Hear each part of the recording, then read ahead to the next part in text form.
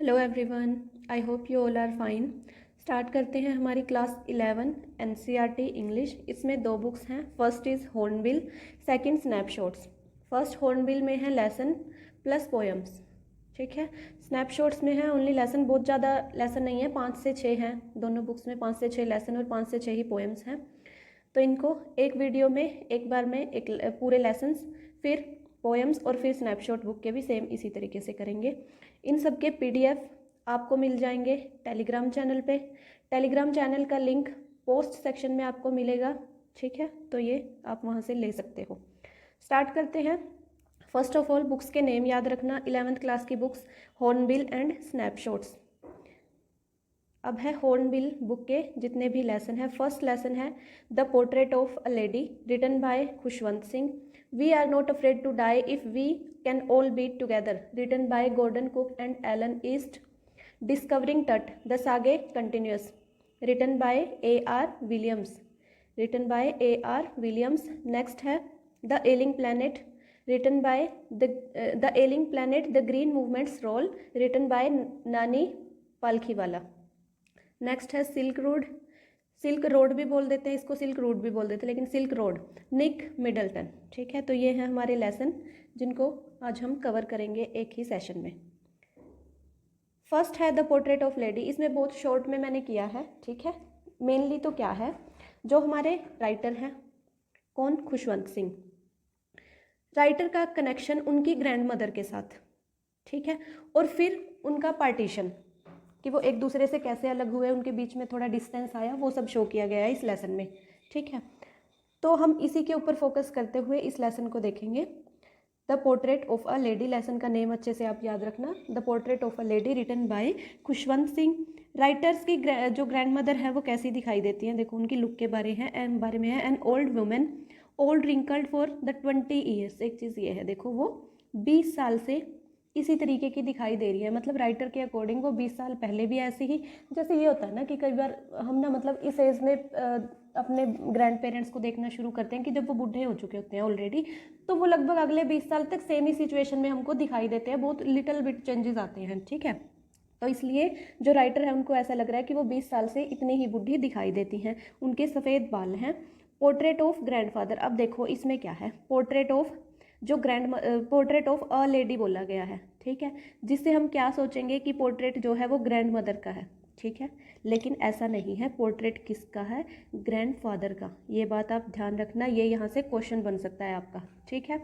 यहाँ से क्वेश्चन बन सकता है। कहाँ पे टंगा हुआ है, hung above the mantel piece in drawing room. Mantel piece क्या होता है, जैसे जो चिमनियाँ वगैरह होती हैं ना आग सेकने के लिए, उनके ऊपर कोई स्पेस बनी होती है, अलमीरा टाइप, जो कि वुडन अलमीरा, उसके ऊपर टंगा हुआ है ये portrait of her his grandfather, ठीक है।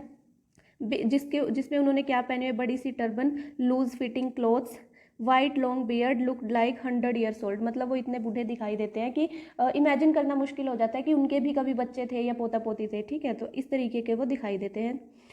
The thought was almost revolting is that his grand mother was young pretty having a husband. अब ना राइटर को पता क्या, उनके माइंड में एक थॉट बार बार आता है, बार बार, कि क्या मेरी ग्रैंड मदर मतलब जब यंग थी तो वो इतनी ब्यूटीफुल थी, उनका एक हस्बैंड था। मतलब ये बिलीव करना ना उनको थोड़ा टफ लगता है, क्योंकि उन्होंने अपने ग्रैंडफादर को नहीं देखा। तो उनको ना ऐसे मतलब कुछ अजीब सा लगता है कि इमेजिन नहीं कर पाते वो कि ऐसा था। अब ग्रैंड मदर कैसी दिखाई देती हैं, छोटी सी, फैट, स्लाइटली बेंड, हल्की सी झुकी हुई, criss cross wrinkles on her face, silver locks over pale face. Silver locks यानी कि जो उनके ग्रे हेयर्स हैं, उनकी जो थोड़ी बहुत लट बनी हुई हैं वो उनके फेस पे आती हैं। पकड़ face, lips moved in Audible prayer. अब ये चीज़ यहाँ से देखो क्वेश्चन, ऑडिबल प्रेयर वो क्या करती हैं, हर टाइम भगवान को प्रेयर करती रहती हैं, मतलब सिमरन करती रहती हैं, एक तरीके से आप बोल सकते हो, हर टाइम सिमरन करती रहती हैं। और क्या, she was like winter snowy landscape in the mountains. मतलब वो कैसी हैं, बिल्कुल शांत सा, जैसे लैंडस्केप होता है जिसके ऊपर बर्फ़ ही बर्फ़ है माउंटेन्स के अंदर, वो उस तरीके की शांत सी दिखाई देती हैं। An expanse of pure white serenity, breathing peace and contentment. मैंने आपको क्या बताया, एक अलग ही तरीके की संतुष्टि और शांति उनको देख के मिलती है, इस तरीके की वो दिखाई देती हैं। A turning point in poet भी हैं ये, सॉरी, पोएट्स लाइफ वैसे राइटर भी लिख सकते हैं। Poet's life going to city and studying in English class. अब एक चीज़ आप ध्यान रखो कि जो पोएट की, जो राइटर की ग्रैंड मदर है, उनकी 2 हैबिट्स थी।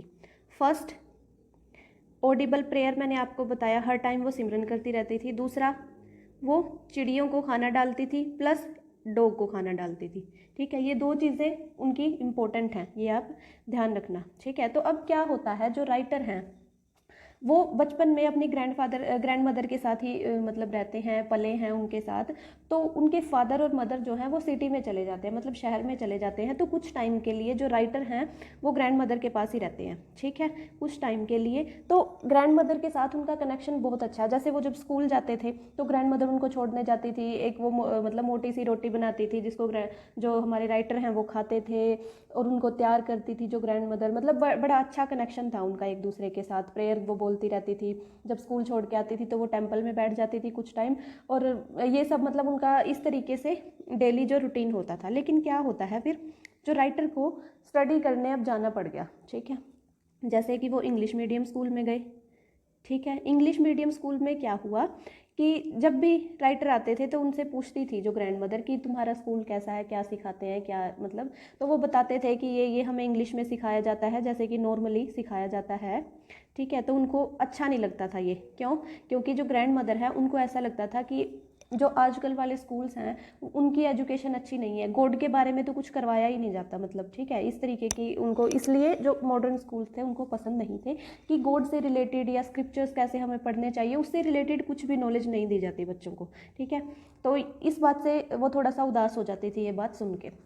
फिर जब वो कॉलेज गए, जब जो राइटर हैं कॉलेज गए, फिर उनके बीच में थोड़े टाइम के लिए गैप आ जाता है काफ़ी लंबा, कि जैसे जब वो अपनी स्टडीज़ पूरी करके फिर आते हैं, और फिर उसके मतलब कुछ टाइम बाद जो ग्रैंड मदर की डेथ हो जाती है। ठीक है, ग्रैंड मदर की डेथ हो जाती है। ऑथर वुड टेल हर, ये देखो यहाँ पे बोला, would tell her English words and little things of western science and learning.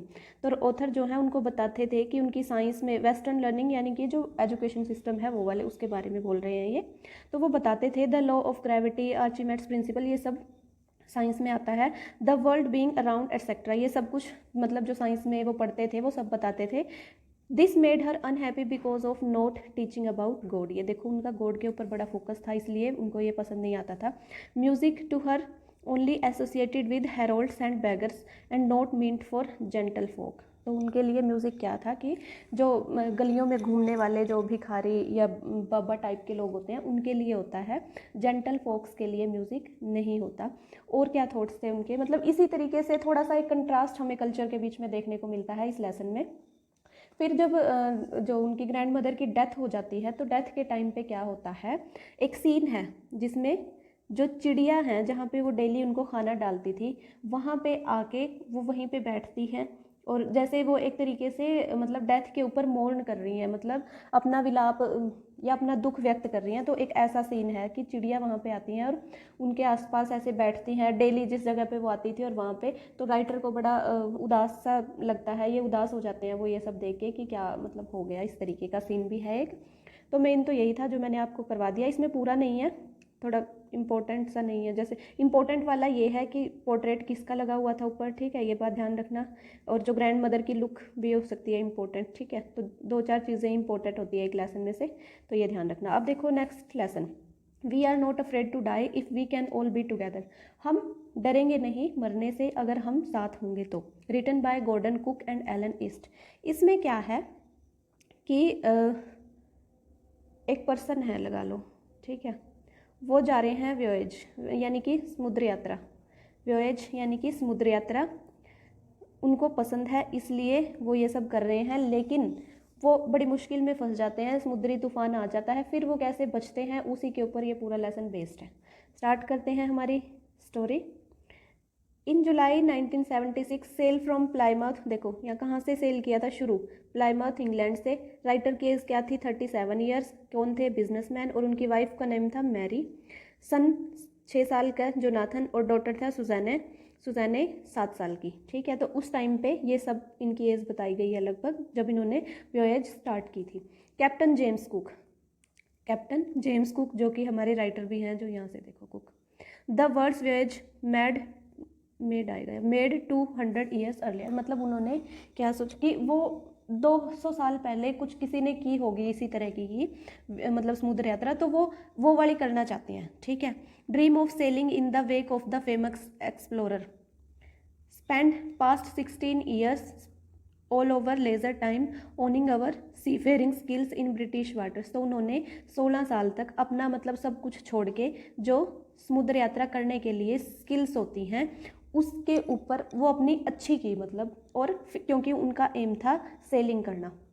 Selling आप एक तरीके से बोटिंग लगा सकते हो, ठीक है, या समुद्र को एक्सप्लोर करना, ठीक है। तो उनका ड्रीम था, इसलिए उन्होंने अपनी स्किल्स को इम्प्रूव करने में कितना टाइम लगाया, 16 साल लगा दिए। अब है उनकी बोट जो वो रेडी करते हैं सेलिंग के लिए। जैसे बोट वेव वाकर, उसको नाम दिया गया है बोट वेव वाकर, जो 23 मीटर की है। 30 टन वुडन हडल ब्यूटी, हल्ड ब्यूटी मतलब 30 टन उसमें लकड़ी यूज़ हुई है। हल्ड ब्यूटी मतलब बीच में से खाली आप बोल सकते हो, जैसी बोट होती है उस टाइप की है वो। प्रोफेशनल यूज़ को बनाया गया है, टेस्टेड इन रफ वेदर में भी उसको टेस्ट किया गया है। तो ये उनकी बोट रेडी हुई है। अब है उनकी वॉयज कैसे स्टार्ट होती है। द फर्स्ट लेग प्लान, तो वो पहले क्या प्लान करते हैं, plan 3 years 105,000 kilometre pleasantly sail down the west coast of Africa to Cape Town. तो उन्होंने पहले प्लान किया कि 3 साल लगभग 3 साल लग जाएंगे ये सब कुछ करने में।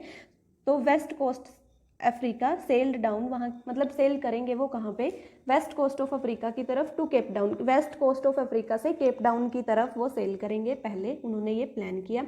बिफोर हेडिंग ईस्ट, ईस्ट की तरफ जाने से पहले टुक 2 क्रूमैन, तो उन्होंने ईस्ट की तरफ जाने से पहले 2 क्रूमैन ले लिए। उनके नेम थे, एक अमेरिकन और एक स्विस था। नाम थे लैरी विजिल एंड हर्ब सेजलर। तो इनके ये नाम याद रखना यहाँ से इंपॉर्टेंट है, ये क्वेश्चन भी आपके एग्जाम में आ सकता है, ठीक है। Larry Vigil and Herb Seigler. Next है to take one of the world's roughest sea, the southern Indian ocean. अब ये भी देखो, ये भी इंपॉर्टेंट है कि वर्ल्ड का सबसे रफेस्ट सी की बारी आती है तब क्या होता है, साउथर्न इंडियन ओशन जो है वर्ल्ड्स का रफेस्ट सी, वहाँ की जब टर्न आती है तो वो थोड़ा मुश्किल में फंस जाते हैं। आगे देखना कैसे होता है। Second day out of Cape Town, Cape Town से निकलने के बाद encounter strong gales, next few weeks blew continuously alarming but seas 15 metre up as are the main mast. ये देखो यहाँ से क्या कहना चाह रहे हैं कि केप डाउन से वो निकल गए, कहाँ से शुरू किया था, अफ्रीका से केप डाउन की तरफ। केप डाउन से निकलने के बाद वो चलते ही रहे कुछ वीक्स तक, वो फंस गए, मतलब एक तरीके से 15 मीटर और ऊपर थे, मतलब 15 metre but seas 15 metre up as the और मेन मास्ट। जो मेन मास्ट एक तरीके से बोट के ही ये पार्ट्स हैं, ठीक है। इतना डीप जाने की ज़रूरत नहीं है कि हर बोट का पार्ट आपको पता होना चाहिए, मेनली जो स्टोरी है वो ये है, ठीक है। देखो कि वो अफ्रीका से केप डाउन जा रहे थे, केप डाउन से आगे अब जाने के लिए तैयार हो रहे थे, तो स्ट्रॉन्ग गेल्स उनको महसूस होती हैं। स्ट्रॉन्ग गेल्स यानी कि लहरें बड़ी बड़ी महसूस होती हैं। तो कुछ टाइम के लिए वो लगभग कुछ वीक्स वो वहीं पे समुद्र में ही घूमते रहते हैं, ऐसे ही मतलब एक तरीके से खो भी जाते हैं वो। 25 दिसंबर को क्या होता है, 3500 kilometre east of Cape Town spend wonderful holiday with Christmas tree. अब क्या होता है, 25 दिसंबर के दिन, मतलब वो था ऊपर बताया हुआ था हल्के से पॉइंट्स की क्या क्या होता है उनके साथ। अब यहाँ से स्टोरी जो है हमारी स्टार्ट हो जाती है। 25 दिसंबर की बात है, 3500 किलोमीटर ईस्ट केप डाउन से ईस्ट साइड 3500 किलोमीटर उन्होंने स्पेंड किया हॉलीडे और क्रिसमस ट्री के साथ, मतलब क्रिसमस मनाया उन्होंने अपना अच्छा सा। New Year day no improvement in weather, ठीक है। तो इम्प्रूवमेंट नहीं लगी उनको वेदर की, मतलब वो पहुंच जाते हैं कहाँ पे, केप टाउन के पास जो एरिया है वहाँ पे उन्होंने स्पेंड करते हैं अपना टाइम। तो न्यू ईयर तक कोई इम्प्रूवमेंट नहीं लगती वेदर पे। अब है 2 जनवरी की बात। द वेव्स वर जाइजेंटिक, मतलब बहुत ही जाइजेंटिक होती है, बहुत ही भयानक बोल सकते हो आप, बड़ी, ठीक है। Sailing with only a small storm jib and were still making 8 knots. ये क्या देखो, नोट्स होता है गांठे, और जिब एक उसका पार्ट है, बोट का ही पार्ट है, ठीक है, बोट का ही पार्ट है जिब। सो लहरें बहुत ज़्यादा बड़ी थी। Selling with only a small storm जिब ना, आई थिंक वो होता है जैसे एक बोट बनी होती है, ठीक है, उसके आगे एक आपने देखा होगा कभी ट्रायंगल सा लगा होता है इस तरीके का, ठीक है। तो जिब उसी को बोलते हैं आई थिंक, कि जो स्टॉर्म से थोड़ा सा प्रोटेक्शन करे, ठीक है। तो और उसकी 8 नोट्स उन्होंने बांध दी। इस सब के साथ सेल करना काफ़ी डिफ़िकल्ट था as ship rose to the top of each wave, जैसे क्योंकि जो शिप थी हर वेव के साथ ऊपर होती जा रही थी। मतलब जैसे कि शिप होती हैं वो वेव्स जब आती हैं तो ऊपर नीचे होती होगी, आपने कभी मूवीज़ में ये सीन जरूर देखा होगा। We could see endless enormous sea rolling towards us, हमें ऐसा लग रहा था कि जैसे इतना बड़ा सा समुद्र हमारी तरफ ही आ रहा हो। And screaming of the wind and spray was painful to the ears, और जो मतलब जो हवा की आवाज़ थी तेज़, क्योंकि समुद्री तूफान आया हुआ था तो वो बहुत ज़्यादा ही हमें खल रही थी अपने कानों में। और जो स्प्रे यानी कि आ रही थी आवाज़, एक तरीके से हवा की जो तेज़ पड़ रही थी आवाज़, और कुछ उसमें पानी भी थोड़ा बहुत साथ साथ, तो वो बहुत ही पेनफुल था। To slow the boat down we drop the storm jib and lashed a heavy mooring rope in the loop across the stern। तो वो थोड़ा सा, इसको छोड़ो, इसमें क्या है कि वो थोड़ा सा प्रोटेक्शन के लिए कुछ करते हैं, अपनी जिब वगैरह को सेट करते हैं और ये सब वो करते हैं। देन डबल लैश्ड एवरीथिंग, और हर चीज़ को डबल मतलब डबल तरीके से कर देते हैं। Went through our life raft drill attached life lines donned oil skins and life jackets and waited. तो मतलब एक तरीके से तूफान आया हुआ और वो अब उनको लगता है कि ख़तरा बहुत ही ज़्यादा है, तो वो अपनी प्रोटेक्टिव जो स्किल्स उन्होंने सीखी हैं उनको अपना यूज़ करना वो शुरू कर देते हैं। जैसे लाइफ लाइन्स, ये क्या है देखो, जैकेट्स वगैरह पहन ली उन्होंने, और जो भी सबसे ज़रूरत की चीज़ें थी वो अपने साथ रख ली और उसका इंतज़ार किया कि मतलब एक तरीके से वो अपनी तरफ से उन्होंने पूरी कोशिश की सेफ चलने की। ठीक है, नेक्स्ट क्या होता है देखो, first indication of impending disaster 6 PM। इतना बड़ा जो डिजास्टर आया वो लगभग 6 बजे के आसपास आया, शुरुआत हुई। विद एन ओमनियस साइलेंस, ओमनियस मतलब बिल्कुल ही हर जगह, ओमनियस हर जगह, साइलेंस बिल्कुल शांति थी। विंड ड्रॉप्ड, हवा जो थी वो रुक चुकी थी। Sky grew dark, sky dark हो चुका था। Came a growing roar and enormous cloud towards aft of the ship, मतलब शिप की तरफ ये सब कुछ होता है। हवा रुक जाती है, स्काई डार्क हो जाता है, और जो बड़ी सी मतलब रोर होती है, दहाड़, एक तरीके से पानी की आवाज़ की बात हो रही है ये। ठीक है, दहाड़ तो क्या ही होएगी, पानी की आवाज़ इतनी ज़ोर से आती है मतलब, और बादल भी हर तरफ फैले हुए हैं, घने घने से बादल आ रहे हैं। हमें ऐसा लग रहा है कि वो हमारी तरफ ही आ रहे हैं, मतलब शिप की तरफ ही आ रहे हैं।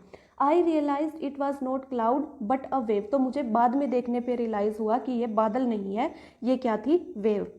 Vertical twice the height of our waves, other waves, मतलब जितनी जो नॉर्मल वेव्स होती हैं उनसे डबल थी हाइट में। With a frightful breaking crest, और फ्राइटफुल मतलब बहुत ही ज़्यादा डरावनी थी, जिससे कि सब टूट जाए। क्रेस्ट ये पार्ट ही है, ठीक है, तो शिप का, तो वो टूट जाए, मतलब इतनी ज़्यादा थी और वो तोड़ भी देती है। A tremendous explosion shook the deck, a torrent of green and white water broke over the ship. अब क्या होता है कि वाइट एंड मतलब उनकी जो शिप के ऊपर एक तरीके से सीधा अटैक हो गया समुद्री स्टॉर्म का। ठीक है, और उनकी शिप में पानी भी घुस जाता है, सब कुछ मतलब इतना ज़्यादा ख़राब कंडीशन हो जाती है कि वो उनको ऐसा लगता है कि अब तो हम मर ही जाएंगे। Writers had smashed into the wheel, ये सब मतलब एकदम से जब टक्कर मारती है तो राइटर का जो हेड है वो व्हील में, व्हील ये वो नहीं है, आपने देखा होगा जैसे वो आता था पाई पता नहीं पोई करके कुछ होता था, उसमें वो सेलर होता था, पोपाई द सेलर मैन, उसमें एक ना वो होता था व्हील टाइप का, वो जो मतलब डायरेक्शन मोड़ने के लिए होता है शिप की। ठीक है, तो उसमें जाके राइटर का सीट लगता है। He was awake of flying overboard, he was aware of flying overboard and sinking into the wave. तो जो राइटर है उनको पता था अच्छे से, देखो मैंने पहले ही बताया कि उन्होंने स्किल अच्छे से डेवलप कर रखी थी अपनी सेलिंग की, तो उनको पता लग गया कि ओवरबोर्ड कैसे फ्लाई करना है और कैसे, and sinking into the waves, और वेव्स के अंदर कैसे डूबना है और कैसे उनसे बचना है। ही एक्सेप्टेड डेथ, तो उन्होंने एक्सेप्ट कर लिया डेथ को, क्योंकि उनको क्या लगा कि ऊपर से आ रही है तो हम उसमें डूब जाएंगे, अब बोट नहीं बचेगी, तो उन्होंने एक्सेप्ट कर लिया डेथ को। As losing conscious he felt quite peaceful, तो उन्होंने जब अपनी कॉन्शियसनेस खो दी, कॉन्शियसनेस मतलब अपने एफर्ट्स करना बंद कर दिए, तो उनको एक साइलेंस महसूस हुई। मैरी अपीयर्ड, मैरी आती है, कौन, उसकी वाइफ आती है, वो बोलती है we are sinking, she screamed, वो चिल्लाती है हम डूब रहे हैं। तो ये बात आप ध्यान रखना, यहाँ से भी क्वेश्चन आ सकता है आपको। मैरी आके क्या बोलती है, वी आर सिंकिंग। ठीक है, she the decks are smashed, we are full of water, तो वो बोलती है कि जो डेक्स हैं वो पूरी तरीके से टूट चुके हैं और हम पानी के अंदर हैं। We are full of water, जो बोट में है पानी भर चुका है। राइटर चिल्लाता है टेक द व्हील, मतलब व्हील जो है उसको लो। Larry hug pumping the madman, pumping like madman मतलब जो राइटर को पंप कर रहे हैं, pumping like man children in supper bunk, ये पंपिंग ना आई उसके लिए है, ये राइटर के लिए नहीं है। जो लैरी और हर्ब है मतलब शिप का ही कोई पार्ट है जिसको वो पंप करते हैं, ठीक है, इस तरीके से होता है। कुछ शिप में बहुत से पार्ट्स होते हैं, इतना हम कर नहीं पाएंगे और करने की ज़रूरत है भी नहीं है, जहाँ जहाँ पे आ रहा है मैं आपको बता रही हूँ बस, ठीक है।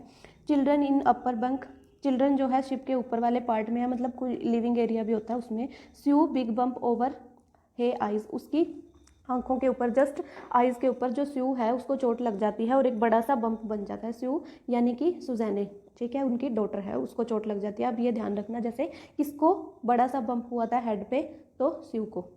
Writer took hammer screw canvas make some repair, तो जो राइटर हैं उठते हैं, थोड़ा सा ये अपने टूल्स वगैरह लेते हैं और थोड़ी सी रिपेयर करते हैं। Spare hand pump too, spare hand pumps too, देखो ये आ गया हैंड पंप्स। यहाँ पे क्या है कि जो वो हैंड पंप से, मतलब नॉर्मली क्या होता है, बाल्टियों वगैरह से तो पानी निकाल लेंगे नहीं शिप में से, हैंड पंप से पानी निकालते हैं, ठीक है। तो इसलिए वो पंपिंग कर रहे थे, कौन, हैरी और जो वो हैरी और हब, लैरी और हब था, तो ये पंपिंग कर रहे थे वाटर की, ठीक है। First one another electric pump under chart room floor, मतलब वो एक के बाद एक लाते रहते हैं, कोई ख़राब हो जाता है, मतलब इस तरीके से अपना पूरा कोशिश करते हैं। They are getting no replies to their mayday calls, mayday calls यानी कि उन्होंने जो की हुई थी कॉल्स बचाने के लिए, जैसे सीफरर नहीं सॉरी, जो सेलर होते हैं इनका भी सी का भी एक रूट होता है, ठीक है।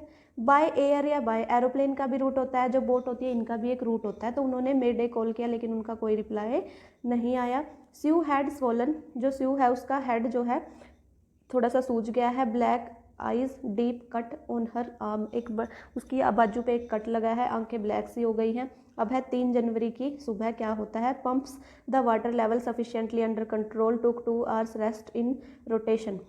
अब क्या होता है कि वो सफिशेंटली उन्होंने वो पानी जो है शिप से बाहर निकाल दिया, अब थोड़ा सा लेवल कंट्रोल में है। Served for 15 hours after wave hit but Wavewalker उनकी शिप का नाम है, Wavewalker was not enough to reach them Australia. अब क्या है कि 15 घंटे उस तूफान से जूझने के बाद उनमें अब ताकत नहीं बची है, उनमें नहीं, उनकी वेव वाकर पे शिप का नाम जरूर याद रखना, ये इंपॉर्टेंट है, ठीक है। तो उनकी वेव वाकर अब इतनी स्ट्रॉन्ग नहीं रही कि वो उनको ऑस्ट्रेलिया पहुंचा दे। Calculated 2 islands a few 100 kilometre in east, तो उन्होंने क्या कैलकुलेट किया कि आसपास ही 200 कुछ ही 100 किलोमीटर्स में 2 आइलैंड हैं। फर्स्ट आइले आम्स्टरडैम, पहला है आम्स्टरडैम जो कि फ्रेंच साइंटिफिक बेस है। And hope only to reach these pin pricks in the west ocean, तो वो यहाँ पे पहुँचने की, these pin pricks of the in the vast ocean, ये क्या है, मतलब पहुँचने की एक छोटी सी उम्मीद है उनको यहाँ पे दिखाई देती है। अब है 4 जनवरी की, after 36 hours of continuous pumping, अब उनको क्या हो गया, 36 घंटे हो गए हैं पंपिंग करते हुए। Mary found corned beef cracker biscuits first meal after 2 days, तो वो 2 दिन बाद अपनी फर्स्ट मील लेते हैं। मैरी उनके लिए कुछ मीट वगैरह या बिस्किट वगैरह ये सब लेके आती है। एट 4 PM 4 बजे क्या होता है, black clouds begin behind them, wind black to 40 knots, seas gets higher, अब फिर से दोबारा से उनको यही तूफान महसूस होता है कि आने वाला है। 5 जनवरी को क्या होता है, the weather continued to deteriorate throughout the night and by dawn on 5 January there situation was again desperate, अब फिर से उनकी सिचुएशन जो डिज़ास्टर नहीं सॉरी जो भी सिचुएशन थी उनकी, जो वेदर है वो फिर से ख़राब होना शुरू हो जाता है, फिर से वैसा ही उनको लग रहा है कि ये फिर से ख़राब होएगा। तो जॉन बोलता है, जॉन कौन है, बेटा Jonathan. John said daddy we are going to die, तो जॉन बोलता है कि डैडी हम मर जाएंगे।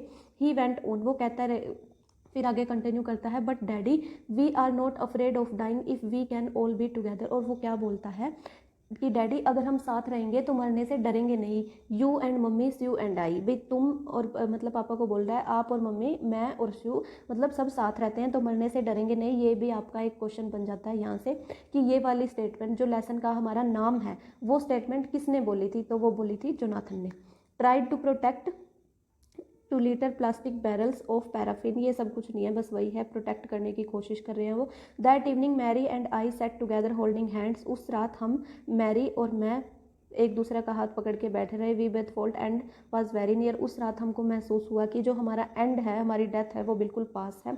अब है 6 जनवरी की morning, Wave Walker rode out the storm and wind got is. तो अब 6 जनवरी की मॉर्निंग सब कुछ थोड़ा सा सेटल डाउन हुआ, ठीक हो गया। Ryder try to get a reading on the sextant back in the charting he worked on wind speeds. मतलब ये सब कुछ वो फिर अपना दोबारा से करने की कोशिश करते हैं, सेल अपनी बोट को, ये सब कुछ वो प्रिपरेशंस करते हैं, इतना कुछ इंपॉर्टेंट नहीं है ये, ठीक है। वी एक लगभग 1.5 lakh kilometre of ocean looking for a 65 kilometre wave island. तो वाइड आइलैंड उनको दिखाई देता है, मैं कि मतलब इनको रूट पता होता है ना पहले ही, तो ठीक है, तो उनको आइडिया लग जाता है कि आगे एक आइलैंड आने वाला है। Sue came and gave a card to writer. तो स्यू आती है, अपने पापा को एक कार्ड देती है, on which had drawn caricatures of Mary and me with the words. तो उसके ऊपर क्या बना हुआ है, उनकी पिक्चर्स बनी हुई है, मतलब कार्टून टाइप में बनी हुई हैं।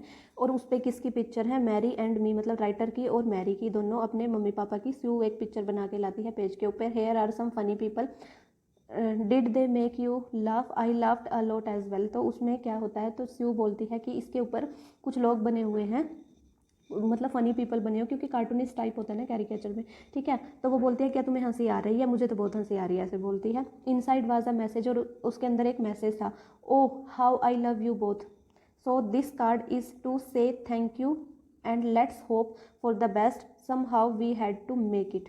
स्यू का मैसेज क्या था, इसके अंदर डीप मैसेज क्या था कि वो हम दोनों से कितना प्यार करती है, कि मैं आप दोनों से कितना प्यार करती हूँ, और ये एक थैंक यू कार्ड है एक तरीके से। और आने वाली होप है, होप फॉर द बेस्ट, मतलब सब कुछ अच्छा होगा और हम ये सब कर लेंगे, ठीक है।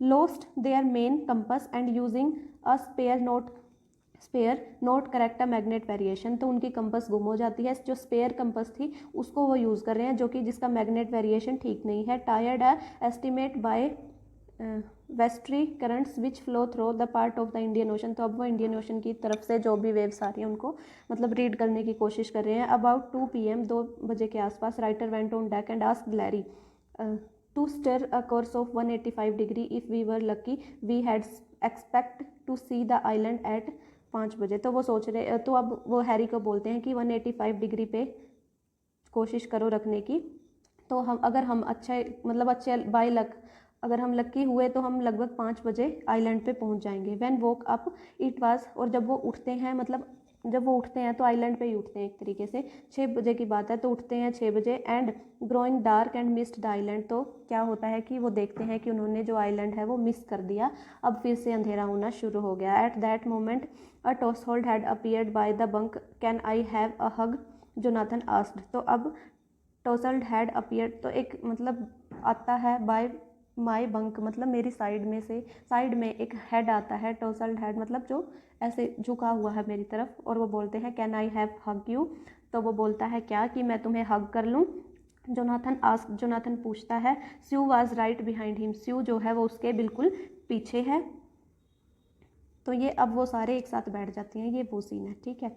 Why am I getting a huge hug now.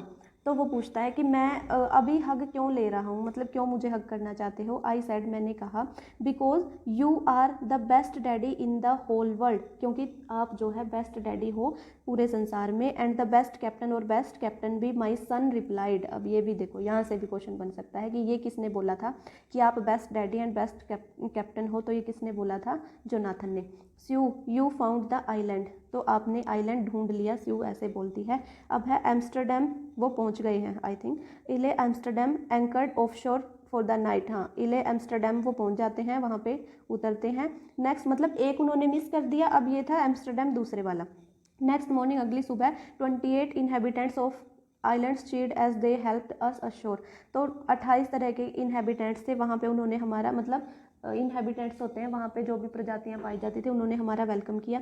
Thoughts were full of Larry and Harvey, cheerful and optimistic under the direst stress and of Mary who stayed at the wheel for all these crucial hours। तो देखो Mary, ये भी यहाँ से question बन सकता है कि ये सब मतलब वो सोचते हैं अब कि हमारे साथ क्या क्या हुआ। जो मैरी थी वो पूरे टाइम व्हील पे ही खड़ी रहती है, जो लैरी और वो क्या नाम है दूसरे का, ह्यूज पता नहीं इस टाइप का नाम है, तो वो पंपिंग करते रहते हैं, इस तरीके का वो सीन था। Most of all I thought of 7 years old girl, और सबसे ज़्यादा तो मैं उस 7 साल की लड़की के बारे में सोचता हूँ। Who did not want us to worry, जो कि हमें चिंतित नहीं होने देना चाहती थी, अबाउट हर हेड इंजरी, के बारे में जो उसके सिर पे चोट लगी थी। 6 minor operation to remove blood clot, मतलब छोटे एक तरीके से 6 स्टिचेज आए उसके, जो वहाँ से ब्लड इकट्ठा हो गया था उसको रिमूव करने के लिए। और स्किन और स्कल, बिटवीन स्किन और स्कल होता है जो हड्डी होती है सिर की, उनके बीच से, मतलब ठीक है। 6 years old बॉय, 6 साल का लड़का, who was not afraid to die, सबसे ज़्यादा तो उस पर हैरानी कि 6 साल का बच्चा मरने से डरा नहीं। तो ये सब था हमारा लेसन। ये अब जो है 1 to आई थिंक 13 तक है, ये क्वेश्चंस है एक तरीके से, इंपॉर्टेंट पॉइंट्स पूरे लेसन के। तो ये आप देख सकते हो अपनी मर्जी से, ठीक है, आपकी चॉइस है, करना चाहते हो कर सकते हो, नहीं करना चाहते नहीं कर सकते। तो मतलब लेसन ही एक्सप्लेन किया हुआ है इनमें थोड़ा बहुत, ठीक है। अब है लेसन नंबर 3, डिस्कवरिंग टट, 10 आगे continuous, written by AR Williams. इसमें क्या है, टट जो है एक मम्मी है, मम्मी जिसकी डिस्कवरी हुई थी, अब उसको अपनी जगह से रिमूव किया जा रहा है, उठाया जा रहा है, किस लिए, CT स्कैन के लिए, ठीक है। CT स्कैन के लिए उसको उठाया जा रहा है ताकि हम पता कर सकें कि क्या क्या हुआ था उनके साथ, मतलब किस टाइप का, वो सब कुछ उसकी डिटेल्स पता करने के लिए, ठीक है। लेसन स्टार्ट होता है डिस्कवरी 1922 व्हेन डाइड, जब डेथ हुई थी। Teenager last heir of powerful family that had ruled Egypt, ये डिस्कवरी कब हुई थी, 1922 में। और इसमें क्या पाया गया था कि टीनेजर जो था, मतलब जो टट हमें मिला है वो एक टीनेजर है, वो था last heir of powerful family, मतलब लास्ट वंशज बोल सकते हो, आखिरी वंश था उस फैमिली का, हैड रूल्ड इजिप्ट, जिसने कि इजिप्ट पे राज किया था। Most extreme possibility of death is murder, सबसे ज़्यादा चांसेस किसके लगते हैं कि उसका मर्डर हुआ। Lived his tomb first time 80 years, अब क्या था उसके मतलब टॉम्ब से उसको लगभग 80 साल बाद उठाया जा रहा था, किसको, टट को, CT स्कैन के लिए। Accurate forensic reconstruction of the boyish pharaoh, ये उसी के लिए बोला गया है, बोइश पैराहो, ये किसके लिए बोला गया है, टट के लिए, ठीक है। तो उसका CT स्कैन करना है।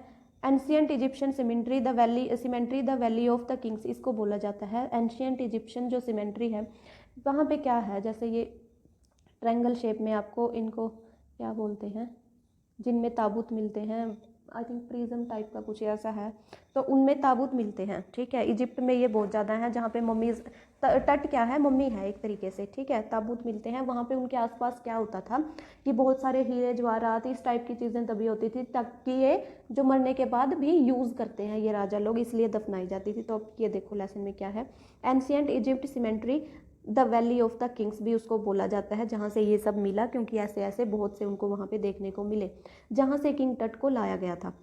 An angry wind state up, अब क्या होता है, जिस दिन वहाँ से उसको उखाड़ा जा रहा था एक तरीके से, तो क्या होता है, an angry wind state up ghostly dust devils as King Tut was taken from his resting place, तो बहुत ज़्यादा हवाएं चलती हैं और इस मतलब घोस्टली सा सीन हो जाता है कि एक किंग टट को अपनी जगह से रेस्टिंग प्लेस से उठाया जा रहा है। डार्क बेल्ट क्लाउड्स, घने बादल आ जाते हैं, हैज़ कडल्ड across the desert sky all day and now were veiling the stars in casket grey, तो ये सब वहाँ पे होता है, क्या सीन हो जाता है, मतलब कि डार्क ग्रे हो जाते हैं बादल जो सितारों को भी छुपा लेते हैं, और दिन में हवा चलती है, मतलब इस टाइप का सीन है, क्योंकि उठाने में कई घंटे लगे थे तो रात हो जाती है तब तक, पूरी तेज़ हवाएं चल रही, पूरी तेज़ बादल गुर्रा जोर जोर से दहाड़ रहे हैं बोल सकते हैं, मतलब गरज रहे हैं।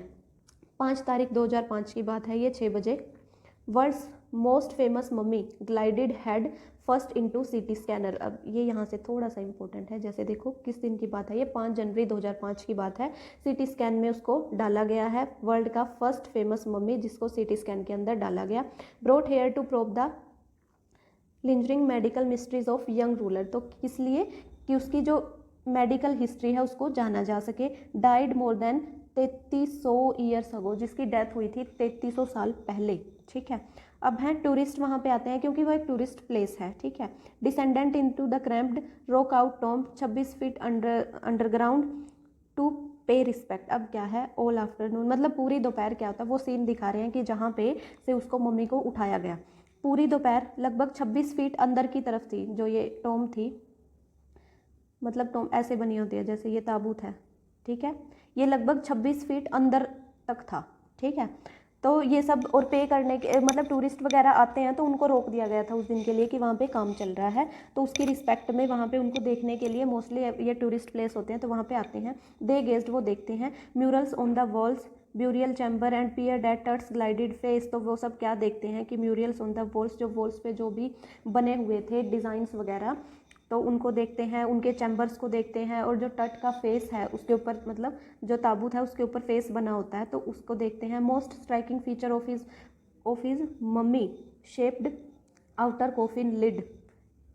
कोफिन लिड, कोफिन क्या होता है? ताबूत। मैंने आपको बताया कि जो कोफिन है उसके ऊपर, आपने देखे भी होंगे, ये मेरे को पक्का पता है, देखो सबने देखे होते हैं, जो लिड होती है ना, यानी कि जो ढक्कन होता है उसके ऊपर ना फेस बना होता है, ठीक है, हमेशा फेस बना होता है नीचे, जैसे पूरी बॉडी की शेप। तो मोस्ट इंटरेस्टिंग फीचर क्या था कि उसके ऊपर फेस बना हुआ था, ठीक है, लिड के ऊपर, ढक्कन के ऊपर।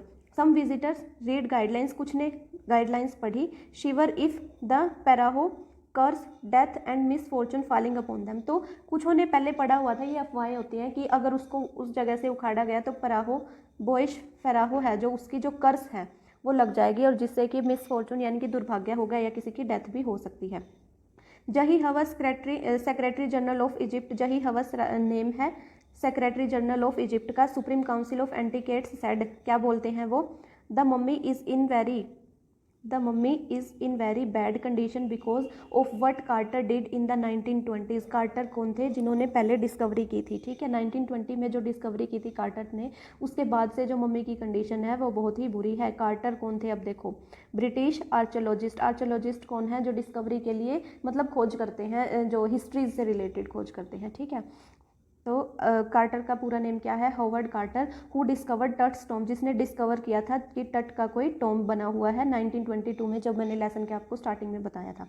दे remained the richest royal collection over found and have become part of the pharaoh's legend, और ये पैराहोस लीजेंड का पार्ट बन गया कि क्या उन्होंने खोजा उसके आसपास क्या क्या था। स्टनिंग आर्टिफैक्ट्स इन गोल्ड, उसके आसपास जो चीज़ें थी वो किस तरीके की थी? गोल्ड की थी। Their eternal brilliance meant to guarantee resurrection caused sensation still get most attention, मतलब जो भी चीज़ें इंपॉर्टेंट थी उसके आसपास दफनाई गई थी, हीरे जवाहरात टाइप की चीज़ें, या ऐसे भी होता था पुराने टाइम में कि उनके ना माइंड को, नाक के थ्रू माइंड को निकाल के एक बॉक्स में डाल के रख देते थे, मतलब इस तरीके का कुछ सीन होता था वहाँ पे। और हीरे जवाहरात, मालाएँ, कपड़े, ये सब कुछ वो उनके आसपास रखते थे कि जो ये है मरने के बाद भी यूज़ करते हैं, ठीक है। तो ये बहुत ही अटेंशन वाला पॉइंट था जो ये सब चीज़ें मिली, फर्स्ट टाइम मिली थी ना, इसलिए।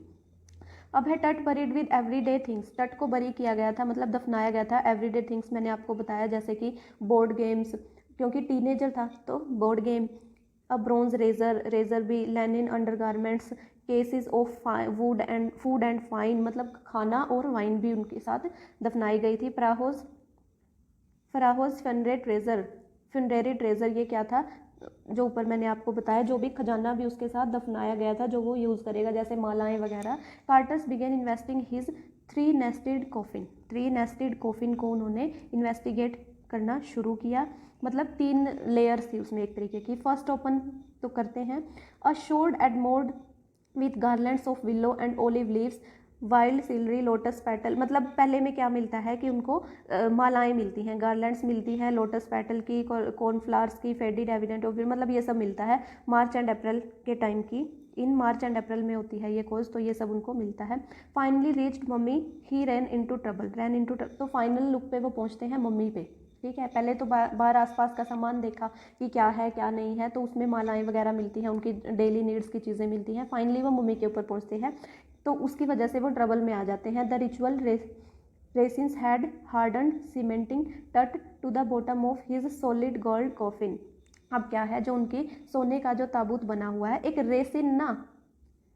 रेसिन आर्ट आपने अभी सुना होगा, पता नहीं सुना है या नहीं, रेसिन आर्ट होती है जिससे ना आप चीज़ों को प्रिजर्व कर सकते हो, ठीक है। जैसे कि एक एग्जांपल देखती हूँ मैं, आपको सर्च भी कर सकते हो, जैसे कि किसी की वेडिंग मेमोरीज होती हैं, जैसे कि गार्लैंड, ठीक है, माला होती है, उसको आप प्रिजर्व करना चाहते हो ना, तो रेसिन आर्ट से ये हो जाता है। जैसे एक बॉक्स के अंदर एक लिक्विड होता है, ये एक तरीके का ट्रांसपेरेंट, जैसे आपने यहाँ पे अपनी जो मेमोरीज हैं वो सेट की और ऊपर से वो डाल दिया, रेसिन आर्ट का जो लिक्विड है, रेसिन लिक्विड, वो डाल दिया, तो उससे ना वो उसी जगह पे फिक्स हो जाएंगी चीज़ें, ठीक है। तो सेम ऐसा ही हुआ था कि उनका रिचुअल था कि रेसिन के साथ जो मम्मी की जो बॉडी थी ना, तो वो हार्ड हो चुकी थी। No amount of legitimate force could move them, कोई भी लेजिटिमेट फोर्स यानी कि हम ह्यूमन बींग्स के बारे में जो भी इक्विपमेंट्स यूज़ कर सकते हैं तो वो उसको मूव नहीं कर सकती थी। Carter wrote letter, Carter letter लिखते हैं what was to be done, कि अब क्या किया जाए। Carter tried to use sun to loosen, Carter ने यूज़ किया कि सन को यूज़ किया जाए कि जिससे रेसिन जो है थोड़ा सा लूज हो जाए, सन को यूज़ करके कि हल्का सा धूप में मतलब कुछ टाइम धूप में रखें जिससे रेसिन थोड़ा लूज हो जाए, फिर आसानी से उसको सीटी स्कैन के लिए भेजा। लेकिन ऐसा नहीं हुआ, सन ने भी काम नहीं किया। King Tut was lavished with glittered goods precious collars, ये सब उनके साथ जो नेकलेस ब्रेसलेट रिंग्स ये सब उसके साथ मतलब था। Inner coffin and mask all were pure gold, सब कुछ जो अंदर का कोफिन था, जो लिड थी उसकी, उसका मास्क, सब कुछ सोने से बना हुआ था। ठीक है। कार्टर्स मैन रिमूव्ड मम्मीज हेड, जो कार्टर का एक आदमी होता है वो रिमूव कर देता है मम्मी का head and nearly joint, every joint, और हर जॉइंट रिमूव कर देता है, मतलब अलग अलग कर देता है। Once they had finished they resembled the remains on a layer of sand in a wooden box with padding that concealed the damage had bad weather Tut now rest। अब क्या होता है देखो, 1922 में जो खोज की गई थी कार्टर के द्वारा, जिन्होंने ये सब कुछ डिस्कवर किया, तो उन्होंने क्या किया कि रेसिन की वजह से वो मतलब ऐसे अलग अलग करके मेडिकल हिस्ट्री तो नहीं जान पाए कि क्या हुआ, लेकिन उन्होंने पार्ट्स अलग अलग कर दिए, उनकी बॉडी के पार्ट्स अलग अलग कर दिए, जिसकी वजह से फिर उनको असेंबल कैसे किया, मिट्टी के मतलब ढेर के ऊपर उनको असेंबल किया एक दूसरे के साथ, तो वो पूरी कंडीशन में मिलते हैं जब ये सेकंड वाली डिस्कवरी होती है। सेकंड वाली डिस्कवरी किसके लिए होती है? सीटी स्कैन के लिए। ठीक है, सीटी स्कैन के लिए होती है। तो सेकंड वाली डिस्कवरी अब देखो 1968, more than 40 years after Carter's discovery, Carter की डिस्कवरी के लगभग 40 साल बाद an anatomy professor x-rayed the mummy. देखो पहले 1922 में क्या हुआ, कार्टर ने डिस्कवरी की इसकी, अब 1968 में लगभग 40 साल बाद इसका एक्सरे किया जाएगा और फिर किया जाएगा इसका सीटी स्कैन, जो कि 2005 में होगा, जिसके बारे में हम पढ़ रहे हैं, ये लेसन भी उसी के बारे में। तो एक्सरे किया गया मम्मी का and revealed the startling fact beneath the resin that cakes the chest his breast bone and front ribs are missing. तो उन्होंने क्या मतलब एक्सरे से क्या पता चला, एक्सरे से ये पता चला कि जो उनकी रेसिन के नीचे जो केक्स द चेस्ट, मतलब उनकी जो चेस्ट है उनकी his breast bone and front ribs, आगे की जो पसलियां हैं और उनकी जो ब्रेस्ट की हड्डी है वो मिसिंग है। Diagnostic image done by computed tomography और सीटी स्कैन इसको बोलते हैं, टोनोग्राफी। ठीक है, computed tomography. Diagnostic image done by, तो ये सब किसके द्वारा किया गया? CT scan, by which hundreds of x-rays in cross section are put together like slices of bread to create a three dimensional virtual body. तो क्या किया गया, जैसे अलग अलग हर एंगल से एक्सरे लेके और फिर उनको एक के ऊपर एक रख के एक इमेज क्रिएट की गई कि हाँ यहाँ पे ये इमेज बन रही है, यहाँ पे जो हड्डियाँ हैं और यहाँ पे नहीं है। एमनहोटेड थर्ड, एमनहोटेड थर्ड ये कौन है? अब ये बताया गया है टट के फादर के बारे में। ठीक है, एमनहोटेड थर्ड टट्स फादर और ग्रैंडफादर। ठीक है, या तो टट के फादर हैं या ग्रैंडफादर हैं, इसके बारे में पूरे तरीके से नहीं पता। वाज अ पावरफुल फराहो जो कि पावरफुल फराहो थे, रूल्ड ऑलमोस्ट 4 डिकेड, जिन्होंने लगभग 4 शताब्दी तक वहाँ पे रूल किया। At the height of 18th dynasty golden age, 18th dynasty golden age तक, मतलब अच्छे तक उन्होंने अच्छे लेवल तक डायनेस्टी को पहुँचाया। उसका सन हुआ एमनहोटेड, ये तो थर्ड था, ये हो गया अब फोर्थ, मतलब उसका बेटा हुआ, ये था दादा, ये आगे उसका बेटा, फिर आगे टट हो जाएगा। ठीक है, सक्सीडेड हिम, तो उसके बाद कौन बना? Amenhotep fourth. Imitated on one of the strongest period in the history of ancient Egypt, में सबसे स्ट्रॉन्गेस्ट पीरियड था ये इजिप्ट के लिए। Promoted the worship of Aten, जिसमें कि एटन की वर्शिप यानी कि एटन गॉड, उनके टाइम के गॉड की वर्शिप के बारे में बात की। तो ये हम इंपॉर्टेंट, आप ये याद रखना कि एटन गॉड के बारे में भी वहाँ पे डिस्कस किया गया। The sun disk changed his name to, तो लोगों ने उसका नेम कैसे चेंज किया? एकन, अब ये एटन को फॉलो करते थे, तो एक्हीटन, इसका नाम रख दिया Akhenaten, servant of Aten, name का मीनिंग है सर्वेंट ऑफ एटन, एक्हीटन नाम रख दिया, एक्हीटन नाम रख दिया, सर्वेंट ऑफ एटन उसका मीनिंग है क्योंकि एटन को वो फॉलो करते थे। And move to religious the old city Thebes, तो वो कहाँ चले गए? थेब्स में, जो कि रिलीजियस सिटी थी, वहाँ पे मूव कर गए। नाउ अमारा अमारा द सिटी ऑफ एक्विटन जिसको बोला जाता है। अब जो थेब्स की सिटी जो पहले थी उसको अब अमारा बोला जाता है, या अमरना है ये, आई थिंक AMARHA है, ठीक है, अमारा। ही फर्दर अटैक्ड अमून अ मेजर, ये इतना इंपॉर्टेंट नहीं है कुछ भी है, ये टेम्पल्स वगैरह को उनकी हिस्ट्री बताई गई है, ठीक है। It must been a horrific time said Ray Johnson, बोलते हैं कि ये बहुत ज़्यादा हॉरिफिक टाइम था। Director of the university of Chicago, search centre in lecture, ये सब देख लेना आप, कुछ इतना इंपॉर्टेंट नहीं है, जो था मैंने आपको बता दिया। The family had that ruled for centuries was coming to an end, तो अब जो सेंचुरी तक जिस फैमिली ने रूल किया अब उनके एंड का टाइम आ गया। एक्विटन वेंट अ लिटल वेकी डेथ मिस्ट्रीज रूल्ड नेम स्मिखारे, स्मिखारे अब आगे रूल कर लिया गया स्मिखारे ने।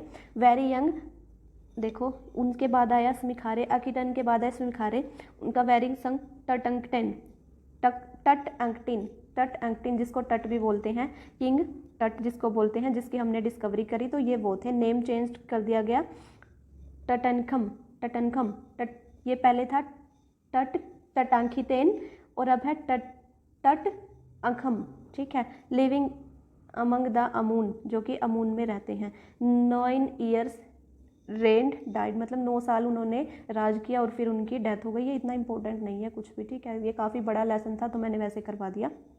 2003 लेट इजिप्टियन मम्मी प्रोजेक्ट, अब इसी के बारे में बात करते हैं, जो कि ये हमारा प्रोजेक्ट है। रिकॉर्डेड 600, स्टिल काउंटिंग, अभी भी मतलब काउंट हो रहा है, अभी भी उसको साल जो है वो बढ़ते जा रहे हैं। 2003 की ये बात है। द नेक्स्ट फेज, अब आता है scanning phase.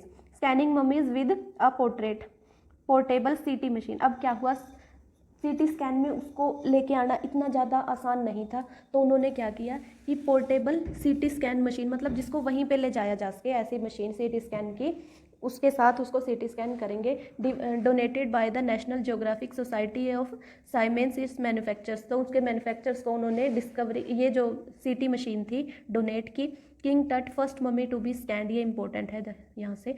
So first mummy कौन सा था, किंग टट, जिसको वहाँ पे सीटी स्कैन किया गया। CT machine scan the mummy head to toe creating 1700 digital x-ray image in cross section में उसने बनाए। Tut's head scanned in 0.62 millimetre to register its intricate structure takes it eerie details in the resulting image, तो मतलब पूरी detail में उसको किया गया scan. Entire body scan team of specialist radiology forensics and autonomy, ये सब के स्पेशलिस्ट आए और उन्होंने अच्छे से सीटी स्कैन किया। That the night of the scan, scan की रात, workman carried Tut from tomb in the box like pall bearers, they climbed a ramp, मतलब कि जो उसके बाद स्कैन के बाद जब उसको वापस ले जाया गया उस रात वहाँ पे।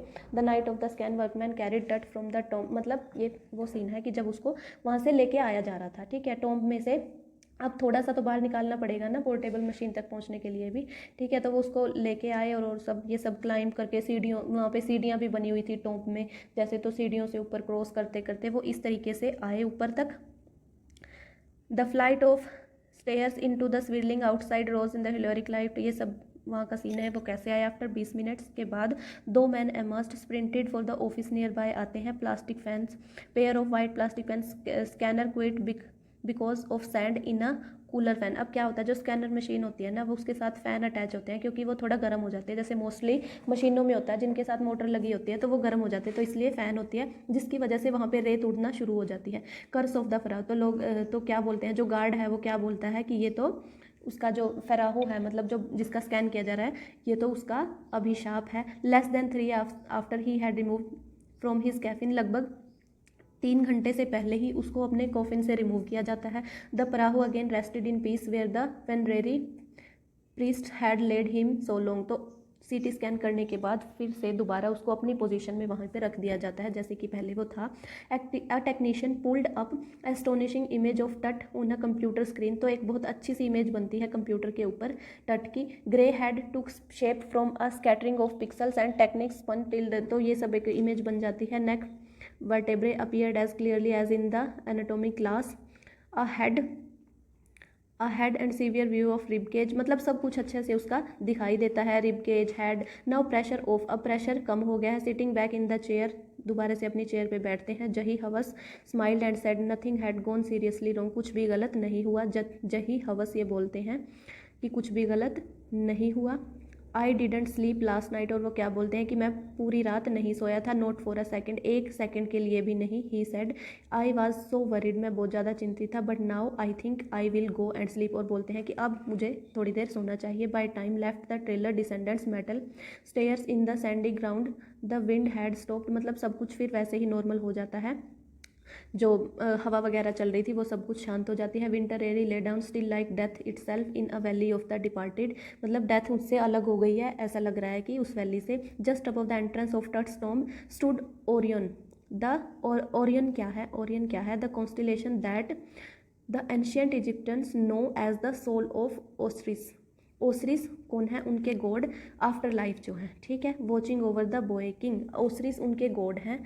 ऐसा लग रहा था कि मतलब उसके एंट्रेंस पे, just above the entrance of Tut's tomb, Tut के टॉम के जस्ट एंट्रेंस पे एक ओरिन, ओरिन मतलब एक कॉन्स्टिलेशन, ऐसे कि सोल टाइप का कुछ दिखाई दे रहा था, ठीक है। और वो सोल किसकी थी, ओसरिस की। ओसरिस कौन, उनके गॉड, आफ्टर लाइफ के गॉड, जो देख रहे थे बॉय किंग को। सो ये था हमारा लेसन जो यहाँ पे एंड होता है। आई नो बहुत बड़ा है, इंपॉर्टेंट चीज़ें मैंने आपको साथ साथ में बता दी।